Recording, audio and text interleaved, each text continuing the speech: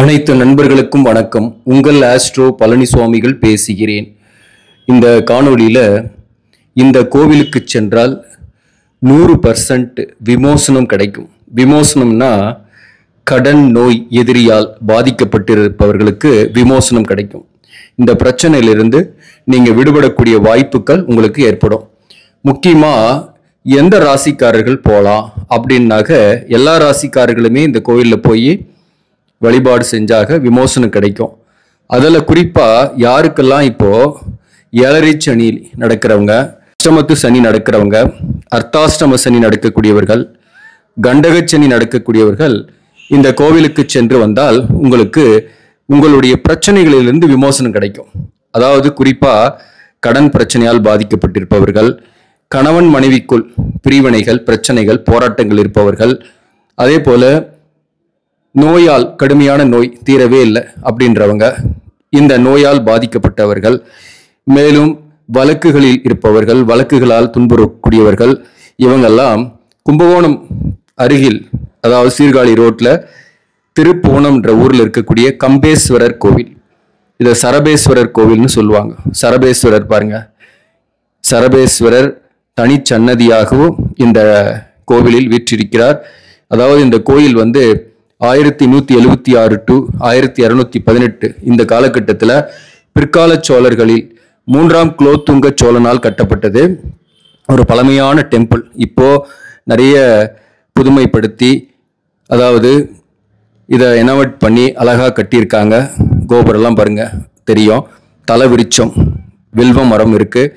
இங்க வேண்டிக்கிட்டா வேண்டுதல் அனைத்துமே பலிக்கிறது.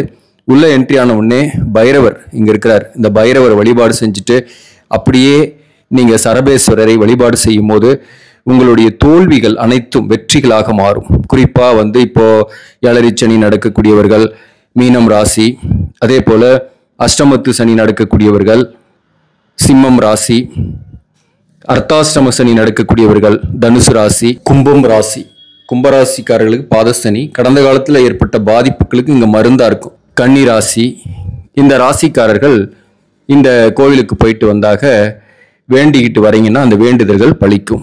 முறையாக சிவபெருமானுடைய அருளும் ஆசியும் உங்களுக்கு கிடைக்கும். இந்த ராசிக்காரர்களுக்கு நிறைய பிரச்சனைகள், அதனால இந்த ராசிக்காரர்கள் இப்போ போனாக்க பெஸ்ட்டு. மற்ற ராசிக்காரர்களும் உங்களுக்கு கடன் பிரச்சனை, நோய் பிரச்சனை, எதிரிகளுடைய தொல்லைகள், செய்வினை பிரச்சனை போன்றவை இருக்குன்னா தாராளமாக நீங்க கும்பகோணத்துக்கு அருகில் திருப்புவனம்ன்ற ஊர்ல இருக்கக்கூடிய இந்த சரபேஸ்வரர் கோயிலுக்கு போயிட்டு வழிபாடு செய்யறது நல்லது. வழக்குகள் இருக்கிறாங்க அப்படின்னாக்க குறிப்பா அந்த மீன ராசி மற்றும் கன்னி ராசிக்கு இந்த மாதிரி திருமண வாழ்க்கையில நிறைய பிரச்சனைகள். ஈவன் இப்போ பார்த்தீங்கன்னாக்கா அஷ்டமத்து சனி நடக்கிறதுனால சிம்ம ராசிக்கு அந்த பிரச்சனைகள் இப்போ நிறையவே வந்துட்டு இருக்கு இல்லையா. இவங்க வழக்குக்கு போகலாமா வேணாவான்னு இருக்கக்கூடியவர்கள், போலீஸ் ஸ்டேஷனுக்கு போகலாமா வேணாவா, போய் கம்ப்ளைண்ட் கொடுக்கலாமா என்று நினைப்பவர்கள் ஒரு முறை இந்த கோயிலுக்கு நீங்க போயிட்டு வேண்டிக்கிட்டு வாங்க, விமோசனம் கிடைக்கும். அதாவது பிரச்சனைக்கு சொல்யூஷன் கிடைக்கும், ஏதாவது ஒரு முடிவு. அந்த முடிவு உங்களுக்கு பிற்காலத்தில் பயனளிக்கக்கூடியதாக இருக்கும்.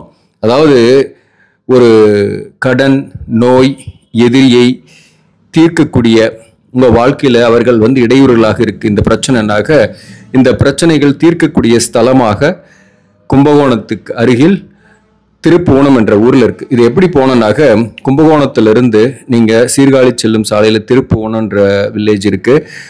அங்க நீங்க போய் இறங்கிட்டு வாக்கப்புலாவே நீங்க போகலாம், அல்லது கார்ல போனாலும் போகலாம். கும்பகோணத்திலிருந்து திருப்புவனத்திற்கு கோவில் பிரகாரம் பாத்தீங்கன்னாக்க நீங்க சரபேஸ்வரர் வழிபாடு செஞ்சுட்டு மூலவர் கம்பேஸ்வரரை வழிபாடு செஞ்சுட்டு தர்ம சம்வர்தனி அம்பாள் அழகாக அவதரித்திருக்கிறாள். அம்பாளை தரிசிச்சுட்டு கம்பேஸ்வரரையும் முதலில் தரிசித்துட்டு நீங்க வரும்போது உங்களுக்கு இருக்கக்கூடிய பிரச்சனைகள் விமோசனம், அதிலிருந்து விமோசனம் கிடைக்கிறது. சரபேஸ்வரரை ராகு காலத்தில் வழிபாடு செய்வது ரொம்ப அற்புதமான பலனை கொடுக்கும். உங்களுக்கு பார்த்தீங்கன்னாக்க இந்த கோயில் அப்படியே சுற்றி வரும்போது சண்டிகேஸ்வரர், அதே போல துர்க்கை அம்பாள் இருக்கும். இங்க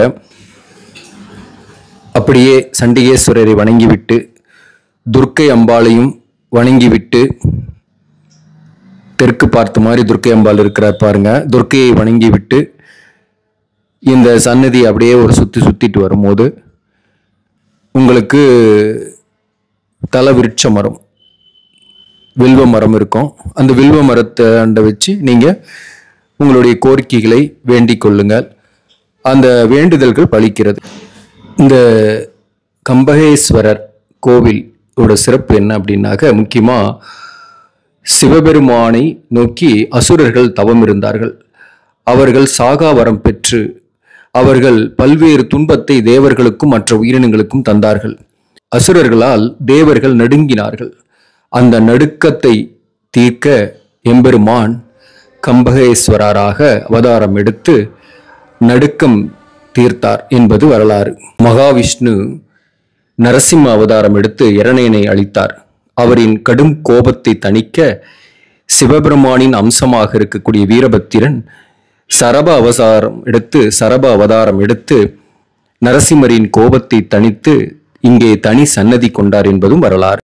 அதனாலேயே சரபேஸ்வரரை வழிபாடு செய்யும் போது இந்த ஸ்தலத்திற்கு வந்து பகை அறுக்கிறது, நோய் நீங்குகிறது, கடன் தீர்கிறது, செய்வினையால் பாதிப்பில்லை, எதிரிகள் வீழ்கிறார்கள், வெற்றி ஏற்படுகிறது, விமோசனம் கிடைக்கிறது.